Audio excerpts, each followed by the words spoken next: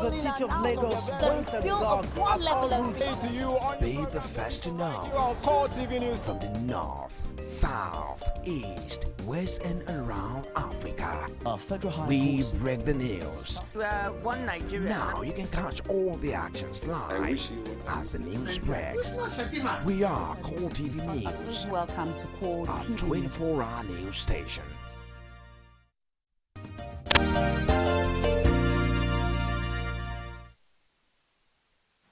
Nigeria, 100 years of creation, 15 years of democracy, and 54 years as a sovereign entity. This is the best time to say happy independence, Nigeria.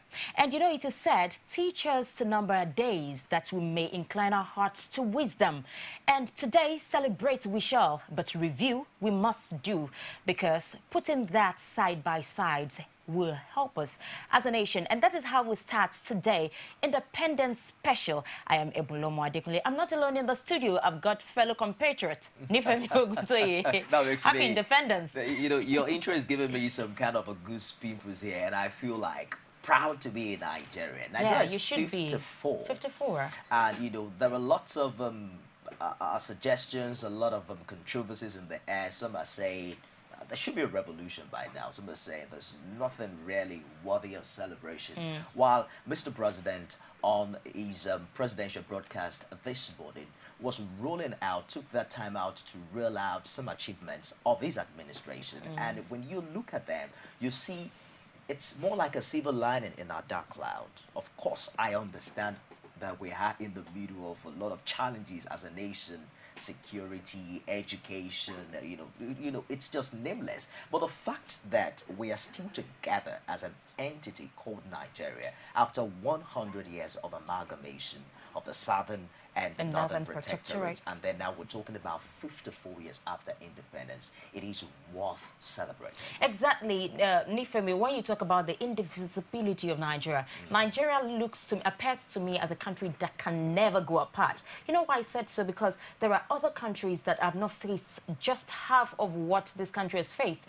Just 7 years after independence, we had a civil war, and, you know, it lasted for 3 good years, and still Nigeria is one. You know, talking about the Civil War, yeah. and if you take time to study the Civil War, the reasons for that were the casualties of the war, and you look, you know, decades after when Nigeria is today still united. In Lagos State, for instance, it's more of a diversity of ethnic groups there. An Igbo man lives next door to a Yoruba man. The Hausa man is all around us, and even in the midst of the terrorist challenge, I mean the terrorism challenge, we're still united.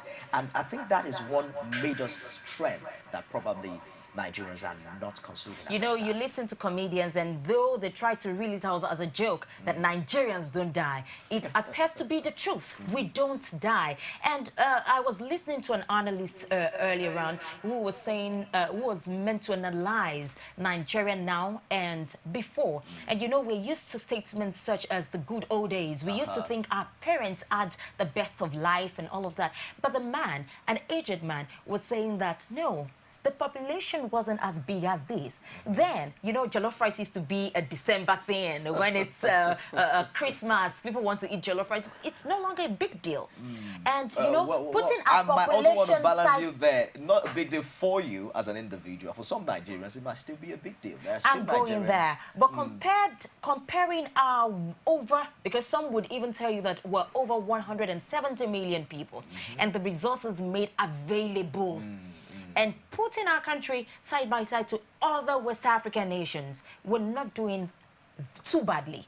I'm not saying we're where we are supposed to be, but we're not too far from what we crave to be if we can put our hearts to it. It's all right. We'll be joined this morning by veterans across board, from education, the judiciary, politics, as well as health, as we begin to put all of those issues on the table and drive Nigeria towards a promised land. There are lots of schools of ideas, various of ideologies. Some are going to tell you as well that prior to this time, there was no discovery of oil in Nigeria. There was just cocoa and food production, and people were living fine. Now that we are sitting on top of, you know, the wealth of the world, what is the excuse for Nigeria at this time not to blossom? All right, we're going to kickstart with education this morning, and we're joined by a professor. And when you hear professor in this part of the world, you better get set for some mind explosion. He's the former Vice Chancellor of the Ogun State University, Agoiwoye, and of course, Foundation Pro Chancellor of Tai Solarin University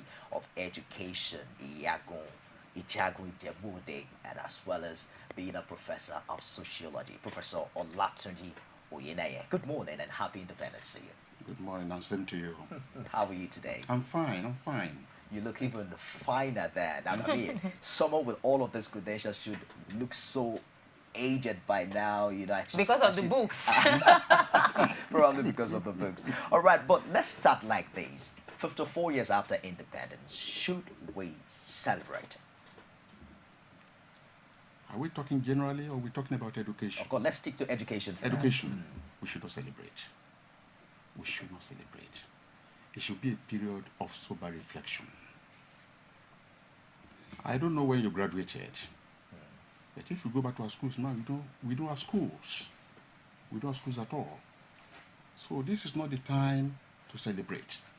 It's a time we should sit down and ask ourselves, how did you get to this point? What can we do to move our school forward?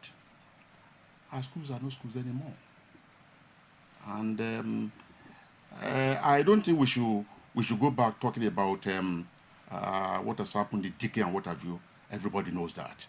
Even the little boy in primary 6 knows that the system is rotting, is decayed. Well, if you say we should not go back, I don't want us to assume that everybody knows what is wrong with the education sector. When you say there are no schools, the president just said this morning that during his administration, 14 tertiary institutions have been established, and yet you say there are no schools. Is it the syllabus, is it the structure, or even the teachers themselves? There is more to education than just establishing universities. In fact, the first question you should ask the president is, do we have the requisite lecturers for those universities? Do they have the facility, the infrastructure that will make them universities? When we talk about university, we can go back into history. I entered UI in 1970. When UI was UI, things were there. But today you go to UI, you don't feel proud of being a product of that university. So if the president says he has established 14 universities or 20 universities, that is not the issue. What we're asking him, what is the quality of these universities? It is good, well, access has been increased, more people can now go into the university, but what is the quality of these universities? Can we compare UI with Legon in Accra? Can we compare our universities with those of South Africa? So those are the issues that I think we should be talking about. But what exactly happened over the period of time? Because prior to this time, when we meet old people like you make reference to the quality of education that Nigeria enjoyed way back in time, even though those times it was free and qualitative. What happened over the years? Well, the problem with us is that our leaders don't have any vision for education. Both military and politicians, they don't have vision for education. And because they don't have vision for education, they don't have any framework for education. If you look at our leaders in the First Republic, let's take the Western region, where free education started. Awolowo had a vision. He had the vision of what he wanted to do with education. But what we find now is that nobody has vision for anything. No vision at all. If you take all the political parties, they are all saying the same thing. Until very recently, when a new political party came on board, none of them had any vision for education. No framework for education. For example, we are talking of ICT. You're talking of ICT, you're talking of science and what have you. How many of our secondary schools have science laboratories? Functioning science laboratories. Even teachers are not motivated. Salaries are not paid. as at when due. Allowances are not paid. Many of the teachers are not qualified. They've not been trained and retrained. So these are the issues that we are talking about. If you go to our universities, how much research are they doing in our universities? When I say research, I'm talking of research that will help in solving our problems.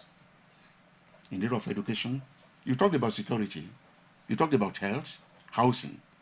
How much research are they doing in our universities? The results that could be useful in solving some of our problems. So these are the things that we are talking about. Yes, you spoke about politicians not having vision for education, but we also know that on the part of teachers, teaching used to be a noble calling. You see a teacher and the person appears to you like a god. But with what played itself out recently in Edo State, where teachers were meant to take competency tests, and an old woman who has been teaching for years could not even read out her own affidavit, would you still describe that profession as a noble one, or has it just been toned down to demands of salaries and motivations? The fact that that woman could not read that letter does not make the teaching profession a non-noble profession. The problem we have today is that some of the people in the teaching profession are not qualified to be there. Hope you're following me. They are not qualified to be there. So it is the last thing they could get to make ends meet. We still have good teachers. We can't write everybody away. We still have good teachers. We still have good teachers. But the teachers we have, are they properly trained? Are they being retrained? Now, when we established National University of Education, one of the reasons I championed the establishment of that university was that it should be an institution for massive training of teachers.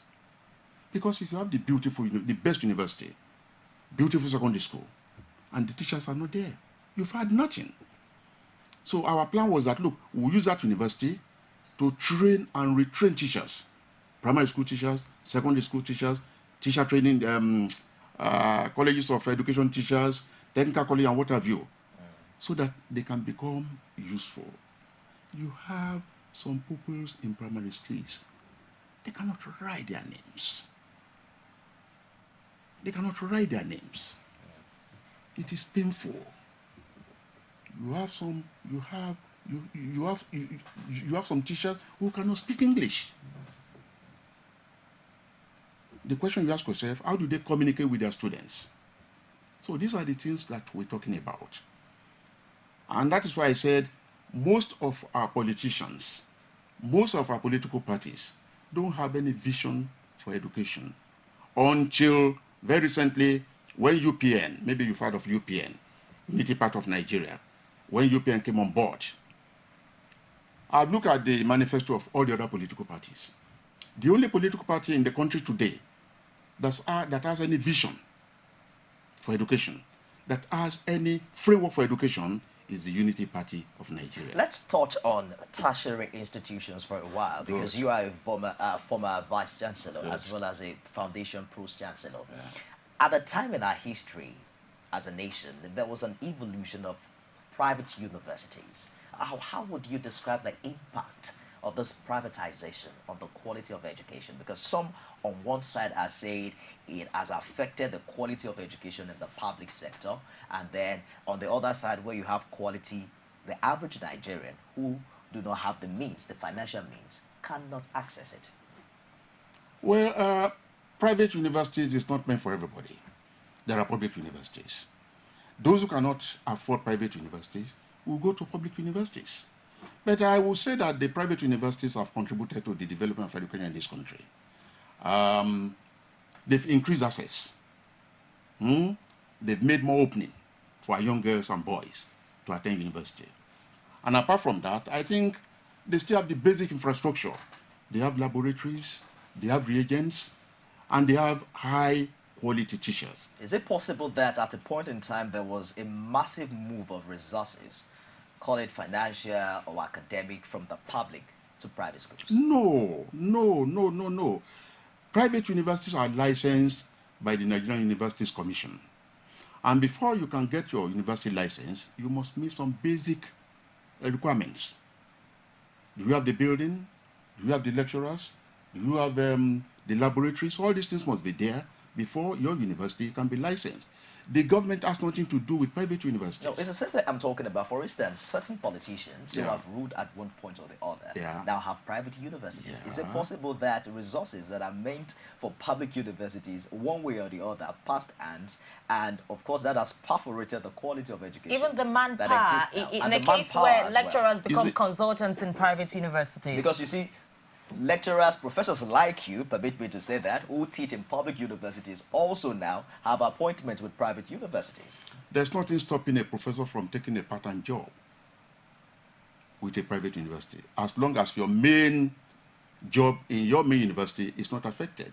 Okay. You don't teach every minute of the day. In fact, there are some 2-3 days you may not have lectures. And if there's a private university that feel that they need your services and they are prepared to pay, and you are prepared to give them that service, you should be free to go there. About these former government officials who set up universities, I think it is a confirmation that something is wrong with the public universities. Because if our public universities are to be okay, they won't delve into establishing private universities. They will not go into it, except if it has become a business-making venture. And I don't see how anybody can run a university as a business venture. I don't know how they will make profit, because universities are huge investment, very huge investment.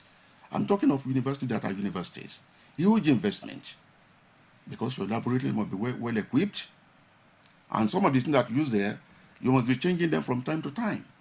Then you train your staff, you send your staff for seminars, not seminars just in Nigeria, you send them abroad to attend seminars, then they do research. All this will require money.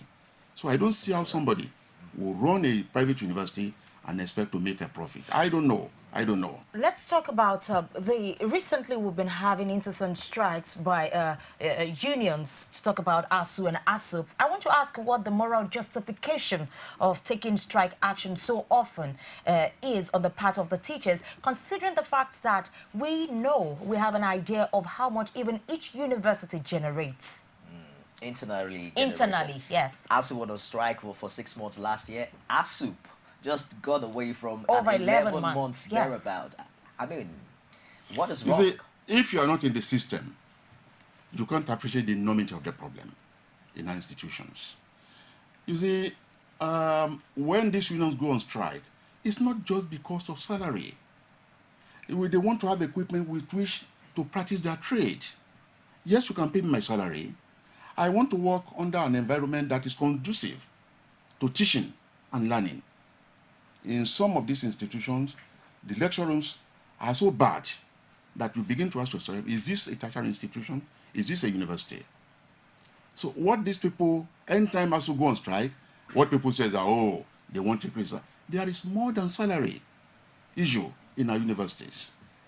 Even this side that we're talking about, in some states, the university has to augment their salary, which is not the best thing to do. A government should be responsible for education. It should be able to pay the salary of its staff and maintain the institution. If they cannot maintain the institution, pay salaries of staff and let the institution use the IGR to maintain their school.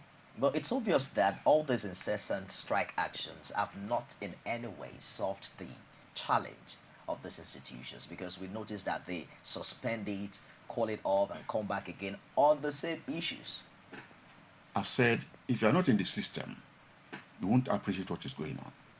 I want to assure you that these strikes have improved the system in our universities.